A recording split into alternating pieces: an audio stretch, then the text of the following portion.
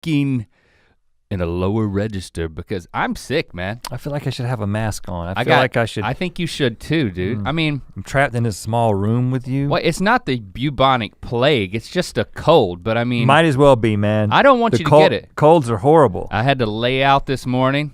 You went by the pool. Sunbathing? I had to lay out of work, man. You didn't notice me missing? Oh, you know what? I got so much done. So I just came in here. Trying to figure that out. Just to do this. Today we're gonna be talking about, what's the question? Man, this is not a good sign for me. Should the 90s. My voice is sounding low and my brain is not on go. It's gotta go into D. That's I'm why gonna there's switch two it of into us. D.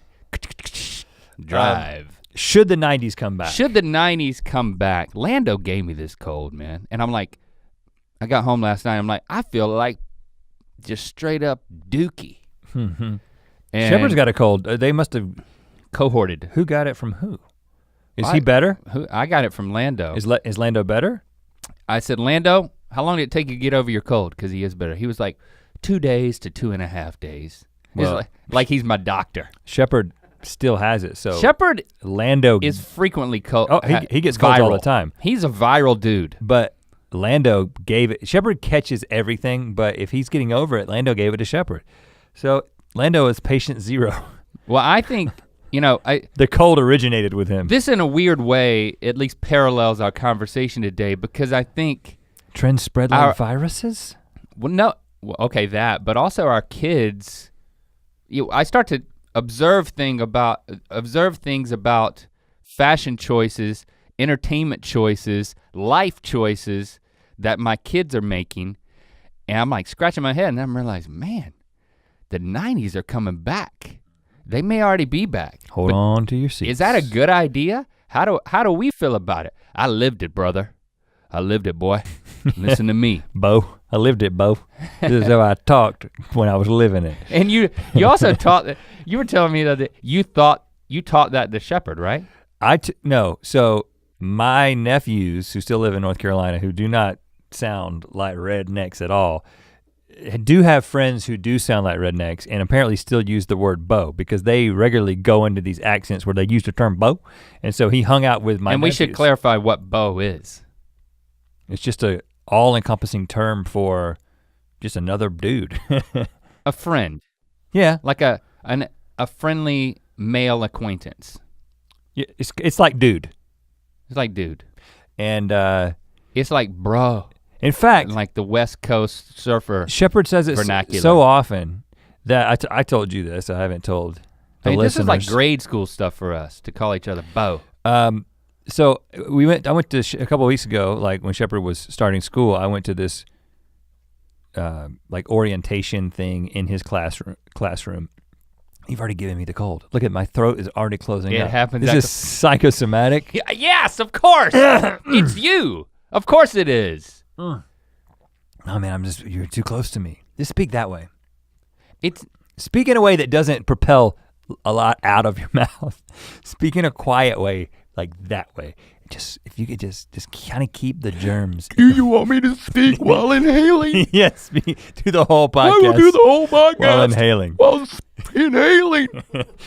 Oh, that's not good. Now I'm Oh gosh, it backfired. If you want to hear more of that bit, all you need to do is watch the episode of Good Mythical Morning where you got the bee I got the bee beard. Yeah, you can talk to the bees. Nothing wrong with that. The only thing is they don't like the carbon dioxide in your breath. Talk without using air. That's tough, Rob. That's the thing. You have to breathe in and talk this way. But sucking in. You sound weird, but you can talk while sucking in. All beekeepers should be able to breathe in and talk at the same time. That's my favorite part of that video. The backwards talking. I'm not even gonna do it. Is the improvisational backwards speaking because we just got such a kick out of that because we didn't know, we had never done it. It was a moment of pure invention, unadulterated discovery. So Shepard but I am gonna do it the rest of this podcast. You're gonna make yourself sicker, man. You're sucking in more stuff from the world. I could be in the next Marvel movie as like a villain. I mean, I know you auditioned for one and all that jazz. I know the woman in charge of that. When I go in for an audition, I'm just gonna speak like this. And the funny thing is, you have to kind of explain. The cool thing about that is I'm sucking in the whole time. I know that it may not be so evident to you when you listen to me. I don't think that helps any sort of audition. No. To have to explain if you get close, physics you can actually feel the biology of the negative pressure of my voice. Okay, so don't get too close, you'll get sucked into my gullet. I'm still on a tangent about shepherds, so you can't go on another tangent within the tangent because we got to get back to the 90s. Because we have a whole list of things from the 90s that we're going to decide individually if they should be brought back. And you might disagree. I'm not going to continue without finishing this story. Please, I don't want you to. So he wrote this thing. He was supposed to fill out this thing that he like writes a note to the parents. So when the parents come to the orientation that he was not present for, you can like sit down at his desk and read this thing that he wrote the parents. Okay. Us being the parents. Mm-hmm. And in this little blank sheet of paper, it said, "Hey mom and dad, Bo." How do you spell it? B-O. And he was like, "Bo, I don't know what we're supposed to be doing right now, Bo. But kind of seems like a waste of time to me, Bo.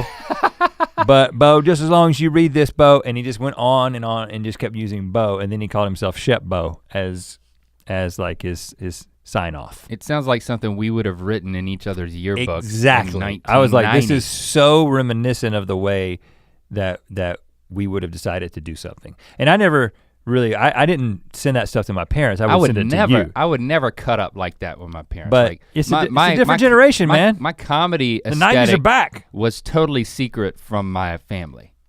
For the most part. They would get reports from like principals and other people in authority. Yeah, I mean, and we had a good time in my family, but I couldn't call my dad Bo. No, that wouldn't have worked. Bo knows. Bo knows, that is a 90s thing. Bo Jackson. Bo knows baseball. I did have those cross trainers are Bo's. Yeah, you have them now. Crap, I totally forgot. You rebought those. I'm contributing to the resurgence of the 90s. Why? I think we'll need to get into that in a little bit, but where do you want to start? Well, I've known that it's been I've known that it's going to happen, and I've seen little, pieces of evidence here and there that it's happening. You can tell by the tone of my voice that I'm not super excited about this. We'll get into the psychology of that, but the moment that really hit home for me was about a year ago.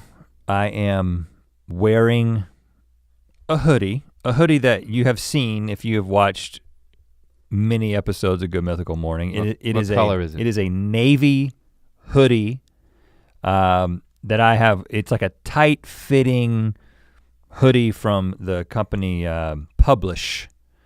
And okay, whatever. And it's like a cool brand. Okay. And I have worn it a bunch. We'll probably show. We can cut if you're watching. We'll cut to a picture of it right now. Here it is. But anyway, I've always thought you look pretty good in that hoodie, Rhett. As I step outside of myself and observe myself, and that's why I've worn it often. So I come downstairs with this hoodie on, and Locke kind of looks at me and snickers.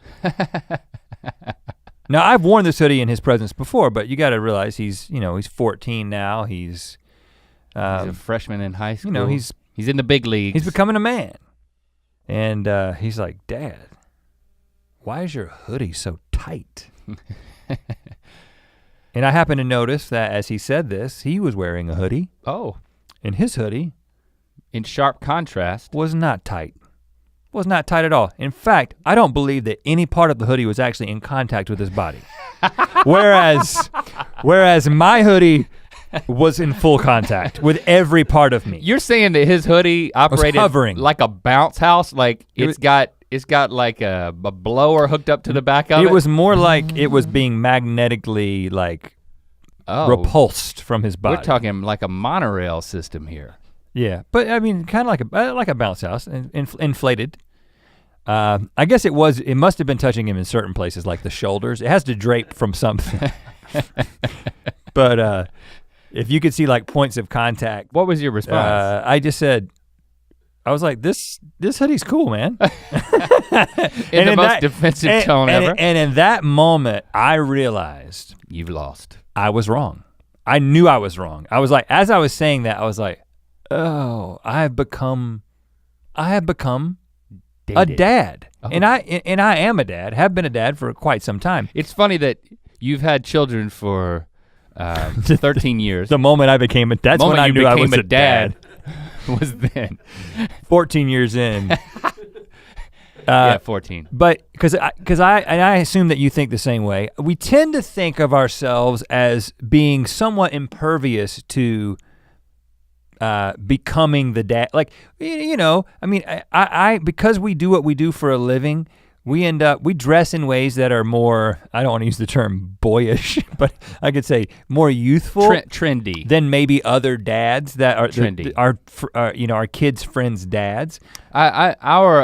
Our sense of style is not defined.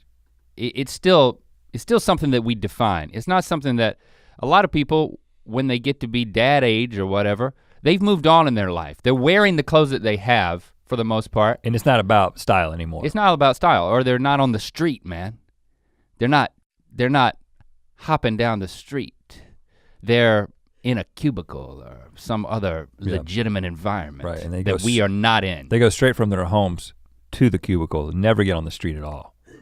Right. They teleport directly to the cubicles. Like I like to picture us still on the street. Sure, we're 40, but we're out. Not for long. We're out trotting around on the street. I see like hopscotch on the street and I'm like, I'm gonna take a second and do this hopscotch. Like that's how I see myself. I'm a guy. Street stuff. I'm a guy who'll just get into street stuff like hopping on one leg in public hopscotch. When was the last time you saw hopscotch on the sidewalk? Or like that doesn't happen in this town. Or like if a hydrant okay, now bursts, you're talking.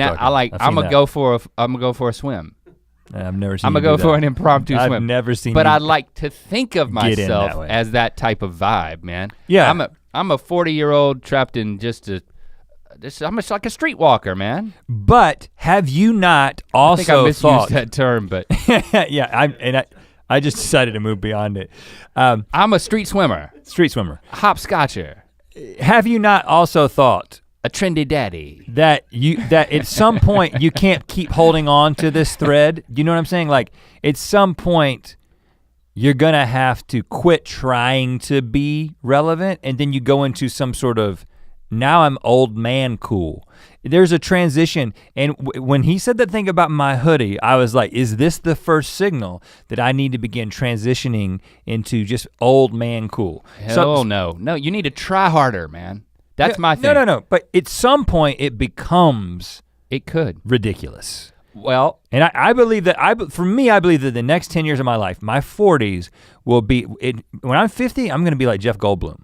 You just wait. Yes. When I'm 50, he's still incredibly cool, but he's not trendy. He's not, he wouldn't wear a Gucci tracksuit. No, he's not gonna wear a Gucci tracksuit. I don't know. And I don't think he would wear, I don't think he would wear a hoodie at all. I think he would wear it for comedic effect. And we might very well do that too. I totally relate to this. Last night, I was actually wearing this shirt. Listen, I'm gonna admit it. I left the office yesterday, and for some confluence of circumstances, I changed my shirt right before I left to get off my back, and I put this one on. I get home, I get in my pajamas because I feel like crap. Mm-hmm. And then I get up this morning, I'm like, I gotta put on something else, put this shirt back on, because I've only worn it for literally 2.5 hours. You're gonna be sick longer. You put on a sick shirt? Oh gosh, yeah, that's bad. I don't know if that's science. But it's so comfortable.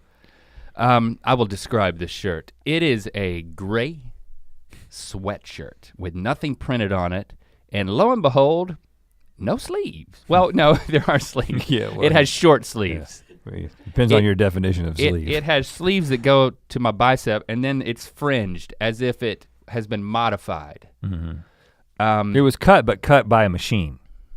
You know what I'm saying? And on purpose. As of, 2 2 weeks ago, I never would have worn this shirt. What has happened in the past 2 weeks? You got sick? What happened? Daniel bought this shirt for me. Right. You know, Daniel buys some clothes for us. Like, here's the thing, we both hate shopping so badly that here I am stepping into something that I thought I didn't want to talk about. That we got people who buy clothes for us sometimes. Not all of our clothes, but all right, it happens. And he like rolls in with this shirt, and I'm like, I cannot go into a public place and try on stuff because you're a douche. Not that anybody cares, but I'm just too big of a douche for that. I hate it so bad. I've got this tension in my life. Well, I'm gonna get to the tension later. For now, I just wanna say that teaser. I got this shirt. I'm wearing it last night. I have to take Lincoln to sign up for his basketball league.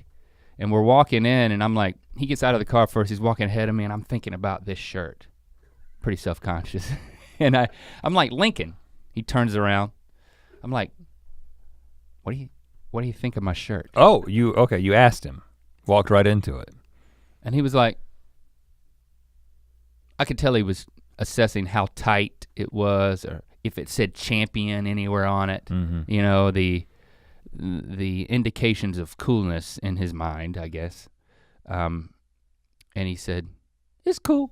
Then he turned around and we kept walking. I was like, all right. Okay. I felt the opposite of you because he could have said, it's cool, but it doesn't work for you. You're too dad. But he didn't say that. So I do feel like our kids are certainly a catalyst in us considering this thing that is happening. Well, I will say that I am surprised. So I never would have worn this. So here's how I would evaluate your approach. Also, Stevie said she said that's a good shirt. And Stevie like, knows what's cool. I mean, she, you know. So she's a beacon of coolness. This is how for me. I've kind of understood your fashion instincts. You would be the one who would more readily embrace a trend. So like as pants continued to get skinnier and skinnier, you went to the skinny jeans before I did. However, there's a certain number of things in which you draw a very stark line. And I would have guessed that this would have been one of the places that you drew a line. Because it's like, but I think is happening, and this, again, I'm just evaluating as an outside observer, is that you know that the things that you have enjoyed and the trends that you've embraced, which kind of represent more of the 80s, which is the tighter stuff, that's not a sustainable thing. Just like my hoodie, it has to release. There's a contraction, release. Release is the correct term though, because it got tight and now it needs to release. Oh yeah. Expansion and contraction, you know, and so I think that this is expanding. The hoodies are expanding. Yeah. And you're doing something that's uncomfortable because I would never wear that shirt that I saw Markiplier wearing like a few weeks ago. It was a sweatshirt. It was sleeveless, but they cut off the sleeves, but they didn't cut off the hood. Yeah, it was a sleeveless hoodie. That's where I'm now drawing the line. I can have half a sleeve, no hood, but I can't have a hood and no sleeve at all. Is that trendy or is that just something Markiplier just did?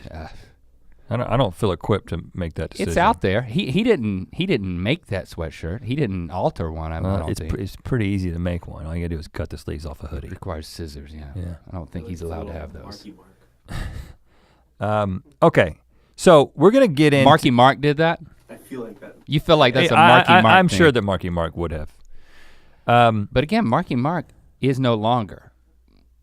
It's Mark Wahlberg. Yeah, he's a different person. Okay, so we're gonna get into that. We're gonna talk a little bit about the psychology of trends and how they come back and the life cycle of trends. And then we're actually gonna, like Link said, go through some things that are of the 90s, that some of them may be back, some of them may be coming back, and our unadulterated opinions about those things. But first, we wanna let you know that you can not grab that amazing sweatshirt that Link is wearing. Maybe one day we'll have one of those in stock, but you can grab this, my t-shirt.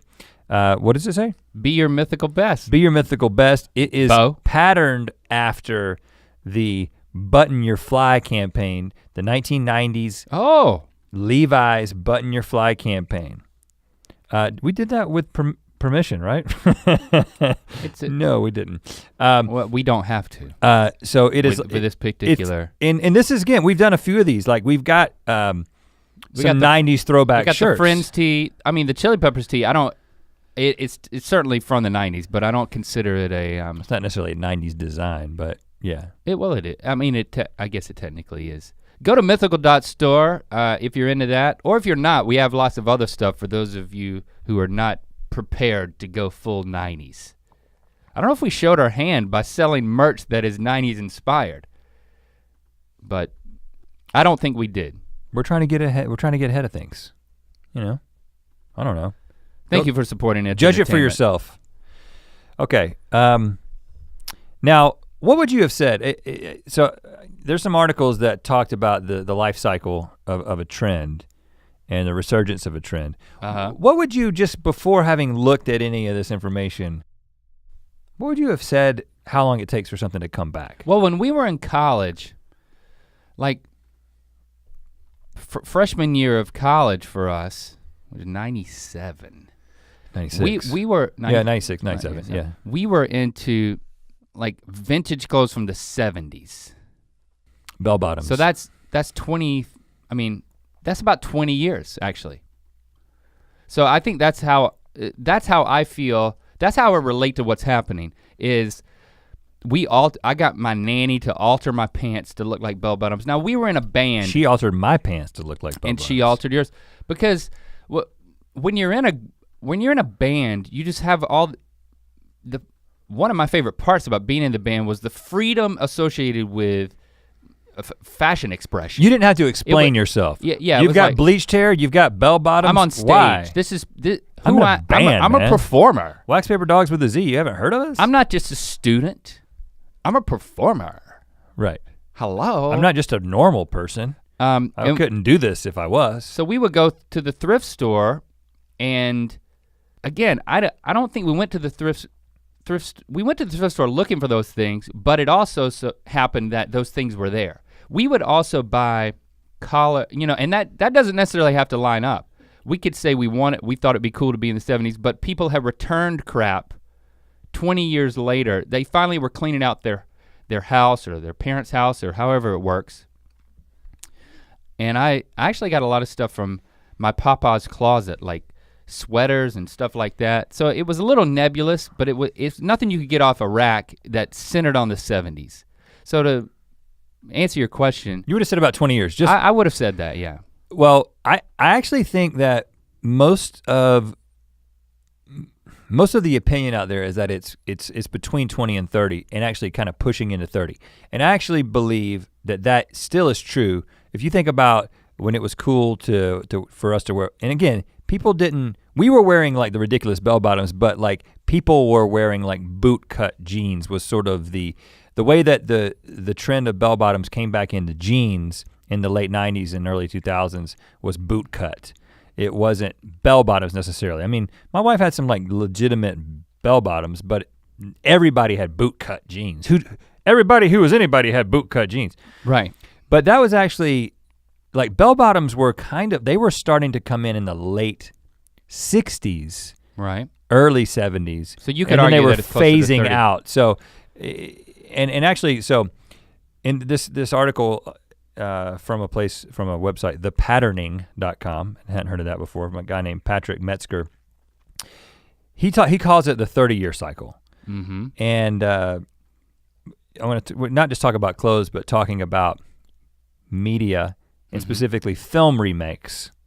But he thinks it takes about 30 years for a critical mass of consumers, like when you're young and you're a consumer of culture, to then become the creator of the products that are being consumed. And so on average, it takes about between 20 and 30 years for the critical mass to build so that you're beginning to put the stuff out there, you're in charge of what people are actually wearing. And you're designing it. Or you're writing that screenplay. You're taking cues from your childhood. Your childhood and your experience, which kind of helps to explain. Okay. It kind of helps to explain Stranger Things. So you want to talk about something that is, you know, a incredibly successful show that everybody knows about, that it's very rare to find somebody who says, I didn't like Stranger Things. Like everybody enjoyed it to some degree. I have to assume that the Duffer Brothers, the creators of Stranger Things, were, as kids, watched E.T. and everything else that was referenced in. Well, okay, so this is, according to this guy, Patrick, this is a list of things sort of referenced and pulled on and put on screen in Stranger Things. Like are there spoiler influences. alerts? Because I'm sorry to admit, for some reason I'm not caught up on season 2. No, I'm not gonna talk about anything specific to Stranger Things. My whole family watched it in 2 days and I missed it. But this is just a list, and I'm gonna, and the time frame is actually gonna go from 42 years to 30 years. But okay, so Dungeons and Dragons tabletop game, which came out in '74, that's 42 years ago. But was still ubiquitous. But it actually reached, ago. Popularity in the late '70s, early '80s, so it's really closer to 30 years. These are just different movies, and we're not gonna go into analyzing this. Close Encounters of the Third Kind, 77, Alien, 79, E.T., 82, The Thing, 82, Poltergeist, 82, Firestarter, 84, Nightmare on Elm Street, 84, Explorers, 85. I'm sorry, I don't know what Explorers is. Ethan Hawke film. Okay, Ethan Hawke, okay. The Goonies, 85, and Stand By Me, 86. I love Ethan Hawke, man. I'd go back and watch that just because I love that guy. They build a spaceship and they go in their backyard and then they go to outer They built a spaceship, well don't spoil it. They built a spaceship in their backyard and they go to outer space. Then they all die. Yeah, I don't know what happens. So the Duffer Brothers are enjoying all this stuff, obviously. And now they're in a position to say, hey, I can write something. And the fascinating thing is that the way that our kids enjoyed Stranger Things without knowing any of the references, I think that's a testimony to how well made it was, that you don't have to know those things. You don't have to be, 40 or however old they are. And again, that's the 80s. So it's also happening with the 90s. We are in the transition. Right, there's no science to this. There's all kinds of reasons why they happen, but we're kind of in that point where, and I think about the way that I think about it as, I'm kind of a child of the 80s and the 90s because that my childhood and like adolescence sort of comprises the 80s and 90s. So when I think about the 80s and the 80s fashion and the pieces of 80s fashion that I've kind of embraced, the easiest thing that was kind of an extreme thing that I would have never anticipated 12, 13 years ago, skinny jeans, right? We've already talked about it. Yeah, but me, t-shirts and like a members only jacket. Like I owned a members only jacket since college. I bought the one that I still have, that baby blue jacket, at that thrift store, the one thrift store behind the Bojangles that we'd always go to. You remember that one? We got everything from that one thrift store.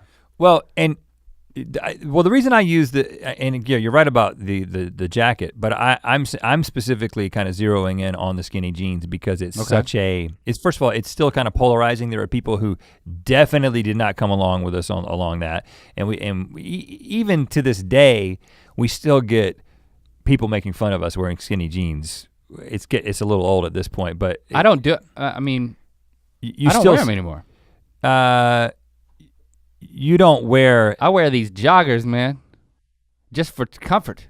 Well, yeah, but I guess the jeans that I do wear. But if you did have to wear, they would still be on the skinnier side, but they're not the women's jeans that I wore in college. We like by senior year in college. Got to some places where it was basically like leggings, right? Yeah. But those are beginning to. There's a lot of security in that. They're beginning to expand, and nobody at like our kids' school, a kid would come to school in skinny jeans right now. But they're not wearing, they can wear big pants, but what they're wearing are these warm-ups. Yeah, they're wearing sports clothing. They're wearing warm-up pants, but then they're like, have Gucci-esque designs on them because, there are Gucci tracksuits that are $1,500 that then our kids are wearing the emulated cheaper versions of those.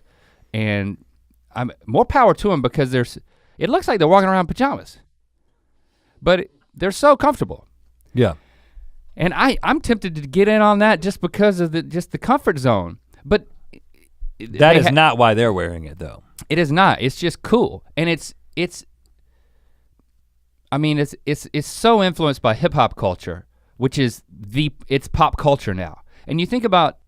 Which was kind of the case in the 90s. In the 90s, yeah, I mean, well, there were different pockets, but the way that you would be inspired from a fashion standpoint was through music videos and movies. Mm-hmm. And music videos, that happened so much quicker that it started to dictate what you would wear. And I see what's coming back, even though, I mean, there was grunge, there was all types of looks, but the hip hop look of the 90s is the one that's coming back so strong. You've got tracksuits, you've got oversized clothes like the hoodies, you've got name brands like, I don't know if technically Champion is was a hip hop brand in the 90s. I actually never thought of it that way. I don't know if it did become that. But I feel like that the way that brand. Champion is coming back now, it's oversized hoodies and bold colors, things that are very hip hop 90s. Prominent logos. So that's another thing that's coming back is the bigger and the more obvious, more prominent that the logo is, the better. And so, I mean, like, yeah, the kids are wearing sweatpants with Champion written down the side, and there was a point at which it was like that became taboo. It was like, yeah, no, I don't want to advertise so boldly what it is I'm wearing. It was kind of gaudy, you know. Yeah, it was like too much. But you know what? The thing that I read, it mentioned Instagram culture and how that helps make sense of these real big logos. Yeah. It's like you can very quickly in a pic or just a story moment, you can understand how fashionable you can see the logo. Yeah. I mean, I remember is Tommy Hilfiger coming back? Because I remember that was the biggest brand for me when my mama would take me to Crabtree Mall. I'd look for that tiger looking logo, and some of those would be huge. But that's how you knew you were wearing Tommy Hilfiger, because it said it. The shirts would be crazy, yeah. They say Tommy Hilfiger all over it and stuff, but I would just wear like the polo shirt, but it would be a Tommy Hilfiger insignia on it. But then we started wearing those button-ups that were like 4-panel button-ups that looked like they took 4 Tommy Hilfiger shirts that had no business being worn together. They sliced them like a tic-tac-toe, and then they repositioned them. So it's very blocky, like, you remember that, like you'd have plaid on your left shoulder and then you'd have like blue denim on your right shoulder and then it'd be like some green thing. Yeah, so, okay. Down here. Again, and back to the douchiness I bet of you this. that's coming back. Daniel, who helps us figure out what we're gonna wear because we don't wanna shop, he suggests things, and there was a shirt that he put into my rotation that was a flannel shirt with denim collar. It was denim collar and denim pockets on a like a red flannel shirt, or the opposite. It was those two things combined, exactly what you're talking about. And I was very uncomfortable putting it on, okay? I was like, I am not comfortable with this at all. Like, this is not my style. It's so 90s, I hate it. And I wore it on the show, and let me tell you, y'all ain't ready for the 90s either, because all the comments were like, don't ever wear that shirt again, Rhett. Oh, that is so heinous. But you were wearing some really bold patterns. Yeah, but the bold patterns are an independent stream that is not really, bold blocky colors is very nice, but bold patterns is something that sort of can find their way into any particular trend. But yeah, I like to take some risks when it comes to patterns. In colors too. I don't have like a color palette that I'm like, I know you have certain things colors you don't want to wear. I don't necessarily have that. So I took that chance, but then everybody hated it. And then when we were kind of going through and thinning out the wardrobe, I put that in the thin out pile, and then the next thing you know, Jenna is walking around here wearing it. Is that right? Yeah. I almost was like, you didn't ask me, but I did throw it away, so. What? I didn't throw it away. It was understood that whoever wanted to wear it could wear it now. Yeah, we put out a general Slack that said, there's a pile of clothes if you want any of it, take it. She liked that. We actually did say, you should take it and wear it. I've seen a number of my shirts that I culled walking around this office now, and I made up my mind, contrary to my overwhelming desire as Link to point these things out and have an awkward conversation about the shirt that you're wearing that was mine. I was like, Link, don't do it. Don't be Link. Good, you should say that more often. These are employees, these are teammates. Don't be Link in this situation. So I'm not gonna acknowledge that anybody's wearing a shirt that used to be mine. I can't say that in a professional like counselor capacity. I would say, you know what, your new motto should be "Don't be Link," because I think that it should probably be all the Link that you can be. There seems to be a lot of wisdom in that "Don't be Link" motto. Come on, as it relates to people wearing clothes that I threw on the floor. Okay, but I feel a sense of regret about giving that shirt away because I wasn't ready. The audience wasn't ready. Take it back. But I'm right now, go out there and she's not wearing it. I bet you can just find it. Go to her house, go through all her drawers and find it. I'm not gonna be Link. That's the thing you gotta understand. But before we go through these different trends that may or may not be coming back, I do honestly feel like my approach has been, okay, there's this train, the trend train, and it's going by. And I have felt this, not just because we're in the business of being in front of people all the time, but also just a sense of pride and just wanting to seem cool. Relevant. I have, in my life, I have tried to be sensitive to the trends and kind of, is what I'm wearing cool and trendy? You want to be informed by the trends, but not hopelessly cloying to seem too legit to quit. But I want to ask the question, is there a point at which you quit trying to run along beside the train? Is it? No, I'm too legit. I've actually. Hold on, but it has to happen.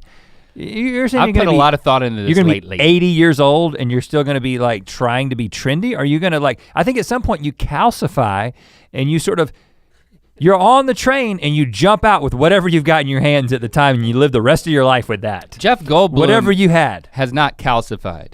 He has identified with his inner self. He is on a new track. He's on a new track, Fashion man. is an opportunity to express yourself. And if you're, I don't want to wear anything I don't believe in, but I want to wear things that push me to continue to express who I am. Yeah, but Jeff Goldblum would not wear that plaid and denim shirt. No, but he wouldn't calcify and not make any new choices. He's on a new track, that's what I'm saying. It's a different train for old people. But that's not, cool old people.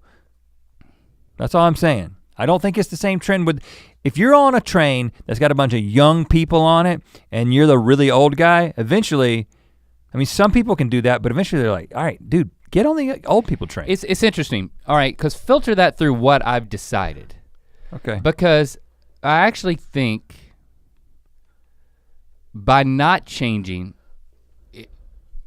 I had a bigger problem. So by not changing. I have decided. What do you mean by not changing? A few weeks ago, I decided that I was going to change my fashion sense. I was gonna change a key part of my wardrobe. We didn't talk about this. I decided that I was going to get rid of the graphic t-shirts. Well, I should say a certain subset of those. The logo / pop culture t-shirts, I'm done with it. I'm done with the t-shirts that are cute and that say something neat. That people will just comment online. I'll say it again. A pop culture reference or something that's cute. Give me an example of one of your shirts that people would recognize that you're no longer wearing. I made a big pile of them and I got rid of them and you can see people wearing them around the office. No, well, some are just like jokes. Like there was one that was like, it had a boy on it and he was exploding something and it said something about science. You actually wore that on the show at some point? And it was, I think I wore it once. I didn't love the colors of it, so I didn't wear it that much. But then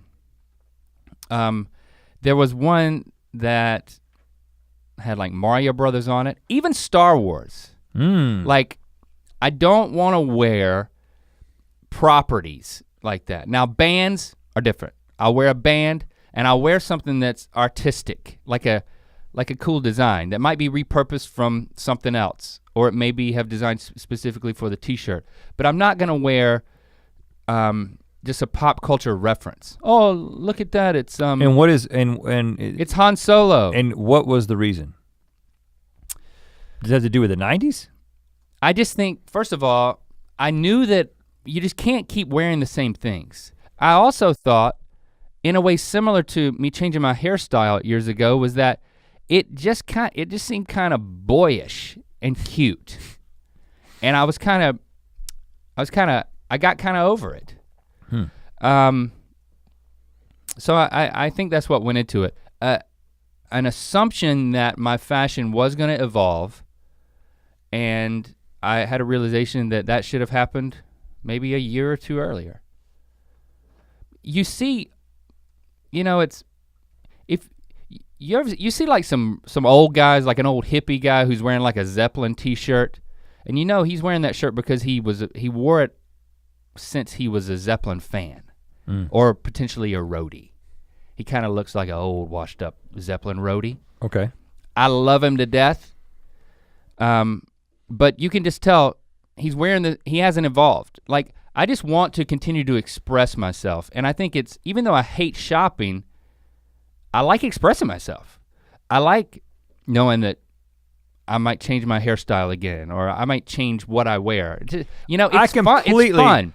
So I completely agree with you. So I actually I would wear a Zeppelin t-shirt now because I really like Zeppelin. And it's a band. But I don't want, and it's a band, but I wouldn't want to wear it for 30 years straight. Well, I think I don't think I'm saying something different, but not. Yeah, you are. It's not contradictory. No. I think it's unrelated to what you're saying. So I'm saying I use the term calcify in jest. I'm not saying that I want to, first of all, I believe that is the wrong move, right? So to go with this train analogy, I feel like the thing that most people do is they get to a certain point, if they've tried to keep up with the trends, they get to a certain point, then they realize I'm too old for this, I've lost that sixth sense that I need to be able to just naturally do this, and I feel like I'm trying too hard, I'm out. And you take all the clothes that you currently have and you jump out of the train and you hit some rocks and you stand up and you live the rest of your life with these clothes. You're calcified. And those people are probably totally fine. And we're not judging those people. But I am not a proponent But we're not those people. I'm not talking about calcification. I am talking about continued innovation, just like you're talking about. But I'm saying that at some point I got to get off of the train. And I don't want to necessarily come downstairs and I look like my 14-year-old. I don't want to come downstairs and I look like I'm about to play an NBA basketball game and I'm actually just going to Walmart. Do you know what I'm saying? What do you got under that warm up? Just underwear. I don't want to be that guy. Right, you have to wear a uniform under your warm up. Right. You're exactly right. Is that what you're saying? Yeah, but if my son wants to wear something that looks like a warm up and he's just wearing it because it's cool, that's great. I'm not saying, I agree with that. I don't want to walk downstairs and look just like Lincoln, but I want to be informed by, I can be informed by what's trendy and then land on what I'm fine with, which incidentally means that I still have sleeves and no hood. Yeah, okay. Here's another way to say it. You don't want to look like you're on a train chasing the current train. Yes. That's the worst thing. So tight hoodie apparently is like the caboose of the train. And you gotta let the caboose and all the people in the caboose go. Don't be one of those people. So if I'm gonna wear a hoodie, it needs to look like the kind of hoodie that's in style, not a hoodie that was in style 10 years ago. You're gonna start, but I'm not gonna start wearing JNCOs. Like JNCOs haven't come back and I had some JNCOs. Now, huge denim pants. Giant. Smokestack pants that multiple loved ones could crawl up in one leg of your pant and hide. Now, incidentally, this year, 2018, they finally went out of business. What? I was reading about this. At just the moment when they're about to come back? Yeah, they could have just held on. In fact, they could have been weeks away. The article that I read said that they had spent the last 15 years not being profitable every single year. Oh, really? Yeah, of course. And so there were with that much denim and that nobody's buying. Look, here's the Think about it. Each pair of pants you use to make a Jinko could clothe a town. Here's what a Jinko in regular Gap size jeans. Here's what a Jinko exec told someone who was interviewing him. Eventually, you can only make pants so wide. That became our Achilles heel. They admitted it. They went as big as they could and then they reached the end. I mean, it looked like you were wearing a skirt and listening to Korn with a K or with a C. By this point, either one goes. Just pick up a piece of corn. Use it like a telephone. So I'm not gonna say I'm not gonna wear Jinkos because even the joggers, like the fact that they give me this room not at the ankle. I actually hate the fact that there's no room at the ankle. You try to get them off your legs and then they get stuck at the ankle. Yeah. I've pulled a muscle trying to get my joggers off. Yeah, the joggers are incredibly comfortable, and they're probably gonna be out of style if they're not already. Yeah. I don't know. The only reason I don't wear them is because I can't find. They're supposed to bunch up at the bottom, and that's part of it. They don't bunch up at the bottom because I'm too big. They look like capris. They look like big crotched capris. Hopefully they'll come back in. Pleats are gonna come back. They're probably already in. There's probably like famous people wearing pleated suits right now. Go through the list, man, because I want to see what should come back, what shouldn't in our non-chasing the train opinion. Okay, well Jinko jeans was the first thing on the list. I have, other than the comfort factor, which at some point they weren't comfortable anymore. It was just too much fabric and it was like a workout just carrying it around. And in the rain, oh good God, it would be like they would soak up so much rain. And they're out of business anyway. You couldn't even see that you had on shoes. Like I had Jinkos that would cover the front toe of my shoe. Yeah, it's like why have any and then it would get pride in your shoes? I would literally step not only on the back of the Jinkos, but I would step on the front of them. And you're walking to class, this is college, and like tripping over your britches. I bet you it was the shoe lobby that made Jinko go under. Right. They're just covering us up. Track the money. Cross colors. Cross colors is I never wore it. Is very. This is a 90s hip hop thing. Very blocky patterns, bold colors. Again, I think going from 30 to 20 in terms of like the cycle of things, fashion repeating, I have to think that the internet has accelerated this along with every single thing else because you don't just look at the music videos, which you still do, but you look at their Instagram. You look at what they're wearing today, and then a week from now, you can track a trend so much quicker. I think, by the way, that's why things are coming back so much quicker. So you don't have to just watch In Living Color to start to get an aesthetic for talking your mom into buying a cross color shirt for you. Well, without a doubt, this basically clothing that is informed by hip hop is gonna come back, is coming back. And I was talking to Locke about, because he listens to Juice WRLD. A lot of rap. And he also supplements it with some other things. He listens to some stuff that we listen to like as a family, whether that be like Jason Isbell or Sturgill Simpson. Like sometimes we'll go and do like, Jesse will start playing like 90s indie rock kind of stuff. But I was asking him, I was like, what do your friends listen to? He's like, rap. He's like, everyone. Oh yeah. Everyone is listening. Oh yeah. To rap, and like almost exclusively. And there's absolutely no doubt that it's just gonna continue to influence their fashion. But if you listen to the first, I actually don't know, is it Haim or Haim. How do you say their name? Haim. I've listened to them. I know what they sound like. I like them, but I don't know how to say their name. But I told Christy, I was like, listen to the ubiquitous Wilson Phillips album, and then back to back listen to that Haim album, not the one I think the current one. Maybe it was the previous one. Maybe both. One more day, things will go your way. So just know that I want you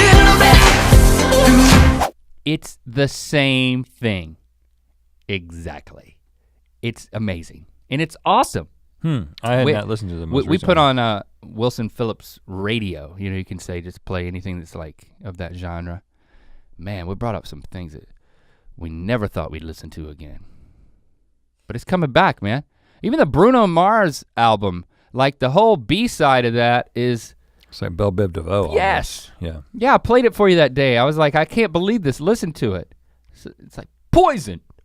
I mean, the drum machines and the melodies and everything. And he made a bold choice, and I thought it was, I thought it was too much. I poo-pooed it. He's winning all these Grammys. Of course, who gives Grammys? A bunch of old farts. So let's move on. Bucket hats. Bucket hats. You're talking about like a fisherman hat? Yeah. It's Hip hop. Hip hop. Like EPMD. EPMD wore those all the time.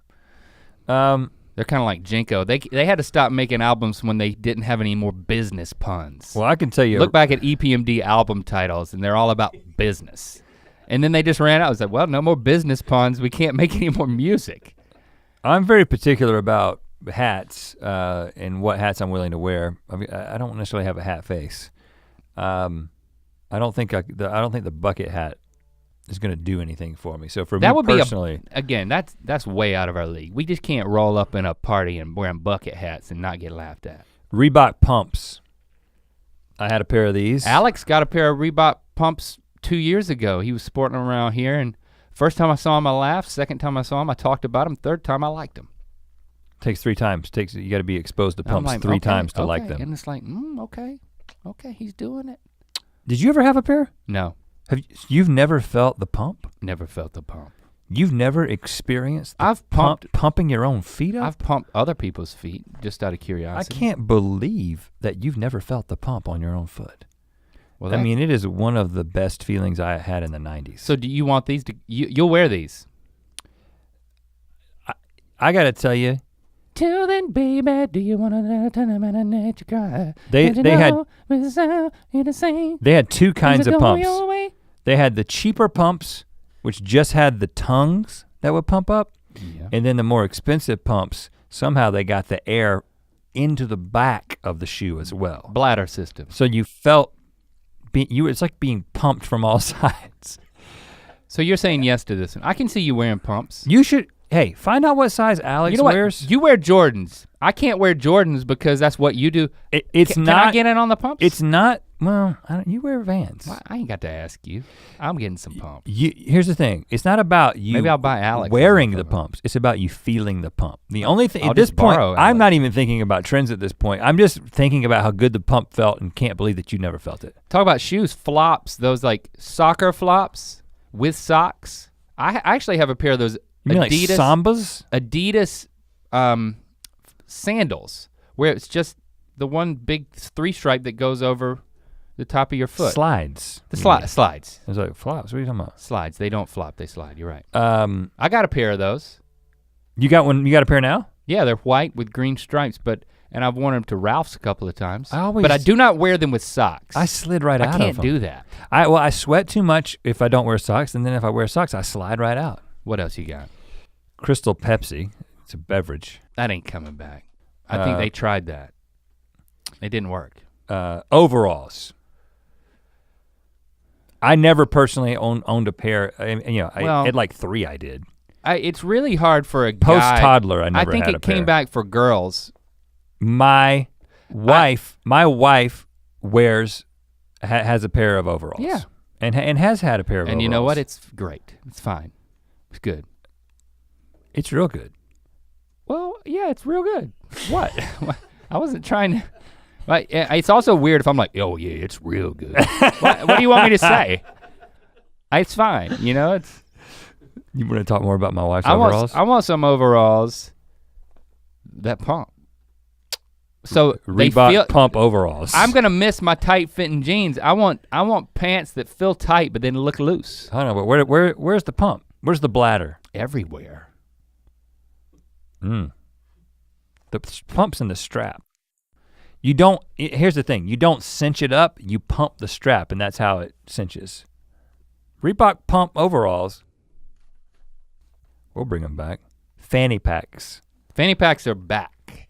Yeah, you may have noticed that my son wore one On vacation. the entire time. I mean, it's tempting. It's so utilitarian. It's so functional that this is, again, when I think about the pump, I think about the feel of the pump. It should come back. When I think about the fanny pack, I think about how useful it is. And it's so much better. I'll tell you right now, I'll do it. It's gonna take me a while and it's gonna hurt, but it has to be the right one. It can't be too, look at my fanny pack colored. It has to look, it has to be subtle. It goes over the shirt, right? Like if you got a shirt that's untucked, the fanny pack on the pants or is it on the shirt? It's up to you. Waist.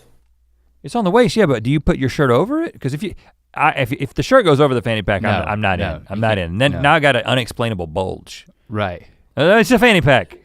You know, I don't want an unexplainable bulge. I want explainable bulges. To me, it's like, what's in it? What do I need that I would be happy to have on me? Your phone. Here's the thing about putting a phone in a fanny pack. Mints. Keys, you don't get the ghost buzz anymore. You don't actually sit on it and mess your back up. But there's also like a hiking contingent that kind of brought back the fanny pack for their purposes, maybe 5 years ago, maybe the hiking more. contingency and their purposes. So I might get like more of like a granola fanny pack. I don't think so though. Maybe we should sell a fanny pack. We should look into that. We already talked about cross colors, but we've got Champion, Fila, Tommy Hilfiger, Louis Vuitton, Gucci, just clothing brands that were hip hop sort of inspired and are back because of hip hop.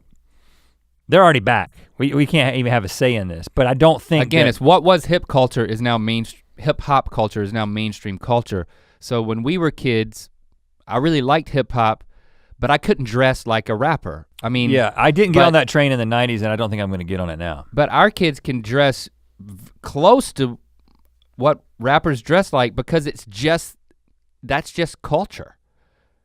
And I think that's a good thing. Yeah, definitely. But I don't think I'm gonna go there in terms of, I feel like it's gonna look like I'm trying too hard if I do that. Well, if you're wearing these name brands. If I have a Gucci it's pricey, tracksuit, even if I have a knockoff Gucci tracksuit, I'm not gonna do that. Something that we did take part in, especially you, Umbros and Kappa. Soccer shorts. I was a soccer man, so I wore the soccer shorts. And not just for practice. I mean, and I'm assuming this was ubiquitous around the country, but people wore Umbros to school. It was like, I'm wearing Umbros to school today. Yeah. I'm wearing these things that I could be ready to play soccer at any point, but I'm just doing math. And they were short and wide. And at Buies Creek Elementary School, which went up to 8th grade for us, the teachers called us all into like a student-wide meeting, and they had an orientation where they said, boys, if you're gonna wear these Umbros, you don't need to let your junk flop around. You don't need to wear boxers and Umbros together. Because literally teachers were saying that they were catching glimpses of stuff through the open legs of Umbros that they didn't get paid enough to see. Right, they're sitting there trying to teach us the counties of North Carolina, and then they got a couple of 13-year-old balls hanging out. Yeah, close your legs, son. That'll distract you from Pasquotank. That was an awkward school assembly. Yeah, and I didn't wear Umbros because I was 11 feet tall. You know, it's like at some point I was like, I'm not gonna go with that trend. Remember the other school assembly where they had to address the fact that guys are going around and hitting each other in the balls, and Mr. Futrell had to like explain anatomically how bad it was to hit someone unsuspectingly in the balls. Boy, middle school, man. I didn't take part in that trend. Circle glasses. Now, I'm not gonna take part in this. I don't wear glasses, but your glasses have evolved over the years. Would you evolve them into just straight up circles? We talking like John Lennon. But like people that's ended 70s. up. Yeah, I know, but like Dwayne Wayne yeah, without the 70s, 90s flip ups. Snow. The rapper Snow. Informa. No, I mean. Colored too. Yeah, they were colored a little bit. I mean, it'll happen. Sunglasses Are you on board for it? Sunglasses change so much so quickly that people just buy them and buy them. So I actually think that's a way that, it's an easy way for people to feel like they're doing something cool. Like normal people who've left the train and calcified, as you say, they still try to buy cool sunglasses. Sunglasses are always gonna change, and it's gonna happen. And when was the last time you went sunglass shopping and thought, everything's basically the same now? It's some version of Ray-Bans? What do you call what you have on right now? What's the style of glasses? That like the 50s chunky. style. They're like that chunky. go out at the it's either aviators or those. Horn rim. Horn rim. Like a horn rim? And it's some version of that. So the circle is just sitting there waiting, and triangles too. Triangles are coming back. Okay, some entertainment. Double Dare is back. Okay, you get over here, grab the flag, pass it over there. Double Dare's back. I mean, they got Mark Summers still doing it, I'm told, and Liza Koshy. When Liza Koshy was in here, we asked her about it. I have not watched it, but I'm sure she's great. And more power to him, I'm glad it's back. But you haven't watched it, so you can't, we can't really evaluate it, but we know we like Liza. So, something I have watched, Full House. And now Fuller House. And I think, I heard you saying this earlier, and I don't know if they talked about it or if it's just independent. My kids, especially Shepard, he watches old Full House reruns. Oh, really? All the time, and he started watching Fuller House just by himself. Lando watches Fuller House by himself. He has no clue what's going on. How did he find it? Like, what do you think? I think Lily actually had watched some of it because Christy said, Lily, I want to show you this. I watched this as a kid. So it was like a cross-generational thing, which is what they're after. But then Lando just kind of started liking it. And then he watches it on his own. Well, this actually opens up a bigger conversation about multicam comedies. So multicam comedies were dying the death that they deserved to die, in my opinion. But they did, just like Jinko jeans, they died and now they can't come back. Multicam actually continued through. And because they made it just under the wire, there's a resurgence in that's coming back. There's a couple that Netflix is actually producing multicam comedies, and I wouldn't be surprised if like YouTube Premium all of a sudden comes out with a multicam comedy. Because our kids are watching them. My 10-year-old son, your 8-year-old son, was in there by themselves. It's simple. It's uncompelled it's watching. Theatrical. But when the 90s jam for us, I was not obsessed with anything in the world of comedy more than Seinfeld. Oh, yeah. And with Curb Your Enthusiasm coming back, it's basically a version of it has come back. Such a unique show that I'm so glad that it worked at a time when I don't think it made sense for it to work. Yeah, it kind of restored my faith in humanity. But that show was like the most successful sitcom. But aesthetically, it's nothing like Seinfeld. Humor-wise, it's exactly like it. Aesthetically, it's single cam. It's improv a lot of times. But yeah, I don't know. I can't do the multicam thing. I've tried. Thin eyebrows. So the only reason we're talking about this is because Rihanna was just on the cover of what? Was it Vogue. Vogue? The fashion issue. You know how I feel about Rihanna. I've made that very clear. Quantify it though. Well, I just have a, I have a soft spot for her, if you want to call it that. And I'd call it the opposite. yeah, I was gonna say hard spot, but then it just. Anyway, I really like Rihanna, and I think she's very attractive. Okay, well, okay. I really. I know I asked you to. I mean, quantify not it. that that's the first thing I think about when I think about Rihanna. I think about her amazing body of work, and that's really the thing that I'm thinking about.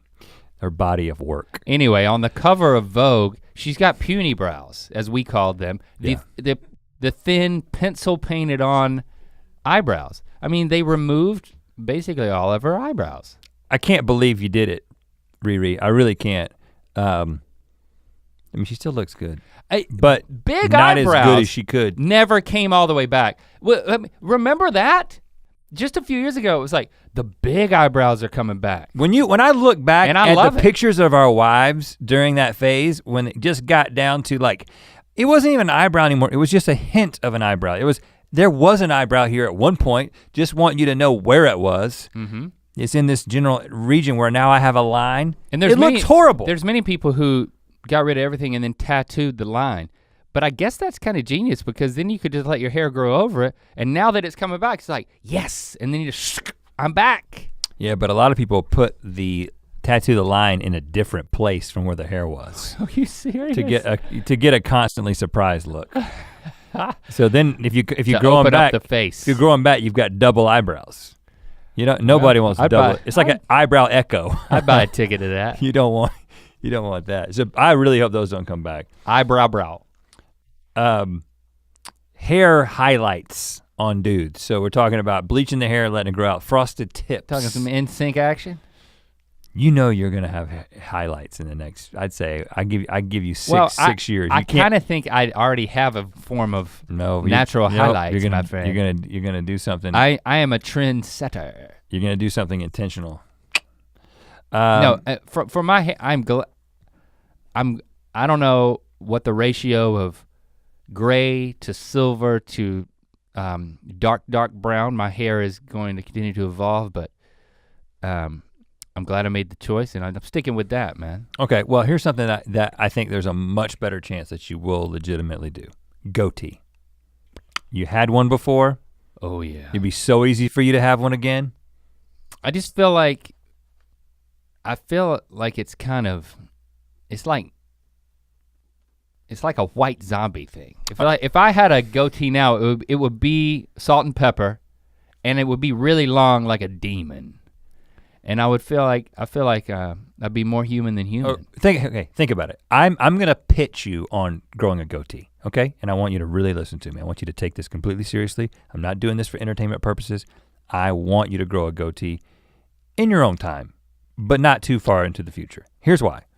Think about the mustache, right? Okay, so the mustache was something that signifies the 80s, and everyone who has grown a mustache in Los Angeles and elsewhere over the past 10 years has done it 100% ironically, right? Like anybody who's done it in this town has done it ironically. And now there are people who just wear a mustache and we think that they're cool.